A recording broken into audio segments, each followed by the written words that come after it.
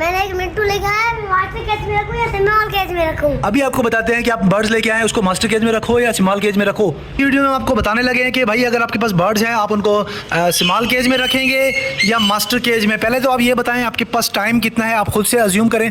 अगर आप जॉब करते हैं या आप बिल्कुल फ्री हैं या आपको ब्रीडिंग लेना है या आपका शौक है, पहले आप ये डिसाइड कर लें, उसके बाद आपको इस वीडियो में आपका मसला हल हो जाएगा। अभी हम आपको बताते चलते हैं कि मास्टर केज और स्मॉल केज में क्या डिफरेंस है। अब पहला जो पॉइंट होता है कि अगर आपने ब्रीडिंग लेना है, एक होता है ब्रीडिंग सीजन, तो ब्रीडिंग आपको चाहिए।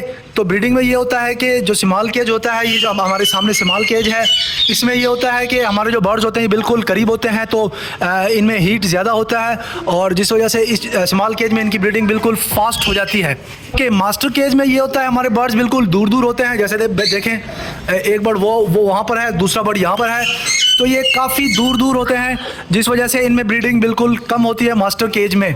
फिर आपको नेक्स्ट पॉइंट बताएंगे हादी बताओ। मास्टर केज में तोते सही से उड़ सकते हैं और स्मॉल केज में जगह नहीं होती तो वो सही से नहीं उड़ सकते। तो ये कह रहे हैं कि भाई जो मास्टर केज होता है उसमें आपके बर्ड ठीक से उड़ सकते हैं, फ्लाइंग कर सकते हैं। ये देखें केज है मास्टर केज, इसमें आपके बर्ड्स उड़ सकते हैं, यहाँ से वहाँ जा सकते हैं।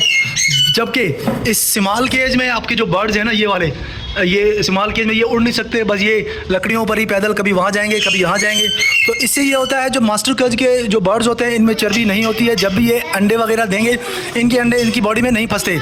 जबकि स्मॉल केज में अगर कोई बर्ड अंडा देगा, अगर उसमें चर्बी है तो वो उसमें अंडा फंस सकता है और वो उससे उसकी डेथ भी हो सकती है अगर आप उसका ख्याल नहीं करेंगे। पॉइंट ये है कि अब देखें अभी आपके पास जो है ना स्मॉल केज है, स्मॉल केज एक तो नहीं होगा, आपके पास लगभग 5, 6, 7, 8 होंगे। तो उसमें उस सूरत में मसला ये होता है आपने हर केज का पानी चेंज करना है, हर केज का आपने दाना चेंज करना है। तो ये है टाइम टेकिंग। अगर आप जॉब करते हैं और आपके पास इस तरह के 8 के 10 केजेस हैं जिसमें अपने बर्ड्स रखे हुए हैं, पेयर रखे हुए हैं, तो आपको रोज़ाना बेस पे इसकी क्लीनिंग करनी होती है और आपके दाने चेंज करने होते हैं। तो ये काफ़ी टाइम टेकिंग है स्मॉल केज में। जबकि मास्टर केज टाइम टेकिंग नहीं है, इसमें एक ही जगह होता है। देखिए वो नीचे मैं आपको दिखाता चलूँ, इसमें पानी रखा हुआ है, सिर्फ आपने एक ही बर्तन का पानी चेंज करना है और दाने हमने वहाँ सामने रखे हुए हैं। अगर आपको मैं दिखा सकूं, सामने दाने रखे हुए हैं तो वहाँ दाने रखने हैं। तो ये सारे बर्ड्स आकर एक ही जगह से पानी पीते हैं और एक ही जगह से ये दाने खाते हैं। तो मास्टर केज टाइम टेकिंग नहीं है, स्मॉल केज टाइम टेकिंग है। ठीक है, तो अभी चलते हैं नेक्स्ट पॉइंट की तरफ। मास्टर केज में क्या होता है, मास्टर केज के जो बर्ड्स होते हैं ना, मोस्टली वो हेल्दी सेहतमंद होते हैं, स्ट्रेस में नहीं होते। फ्लाइंग के अलावा उसका एक रीज़न ये भी है कि ये बर्ड्स हमारे ऊपर बैठते हैं। ये लकड़ियाँ आप देखें, ये ऊपर बैठते हैं, ऊपर उड़ते हैं, नीचे मोस्टली कम जाते हैं। नीचे अगर कचरा होगा फिर भी इसका स्मेल ज़्यादा ऊपर नहीं आ सकता क्योंकि आपके बर्ड्स ऊपर बैठे हुए हैं। क्लीनिंग इसकी भी ज़रूरी है, लेकिन आप रोज़ाना बेस पे इसको क्लीन भली ना करें, कोई इशू नहीं, आप हफ्ते में कर लें तो इतना इसमें वो मसला नहीं होता। जबकि स्मॉल केज में जो है ना हमारा जो बर्ड होता है वो उसका डिस्टेंस इतना होता है, वो नीचे आता है खाना खाने के लिए, उससे 1 इंच 2 इंच नीचे आपका ट्रे पड़ा हुआ है जिसमें कचरा होता है, जिससे स्मेल होता है, जिस वजह से आपका बर्ड जो है ना वो बीमार हो सकता है, स्ट्रेस में जा सकता है। इसलिए आपको रोज़ाना बेस पे इस स्मॉल केज को क्लीन करना ज़रूरी है।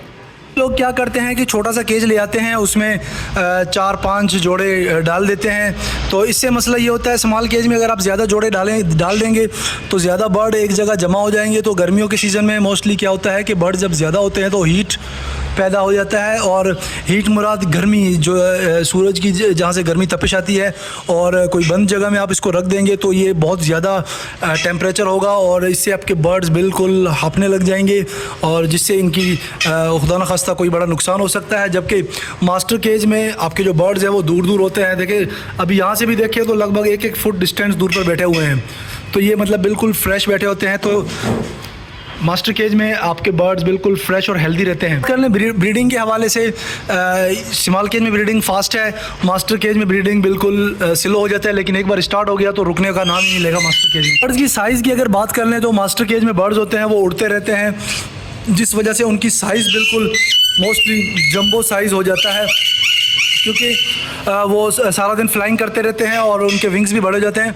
जबकि स्मॉल केज के जो बर्ड्स होते हैं वो जंबो साइज़ के होना मुश्किल है, अगर जंबो साइज़ के हो भी जाते हैं तो उनमें चर्बी हो जाती है, जो कि ठीक बात नहीं है।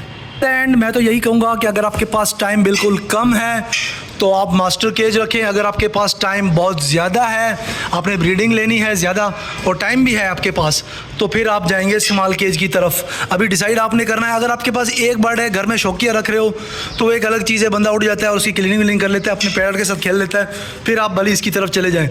अगर आपने ऊपर कोई जगह है, फिर मैं कहूँगा आप मास्टर केज की तरफ चले जाएँ। मैंने मास्टर केज रखा हुआ है, ये बर्ड अभी हमने बाहर से मंगवाया है। मास्टर केज में ये मैं अपना रूटीन बता दूँ, मैं बस सुबह में आता हूँ और रात में आता हूँ, बस दाना पानी चेक करके मैं चला जाता हूँ, फिर इनके पास आता ही नहीं हूँ मैं।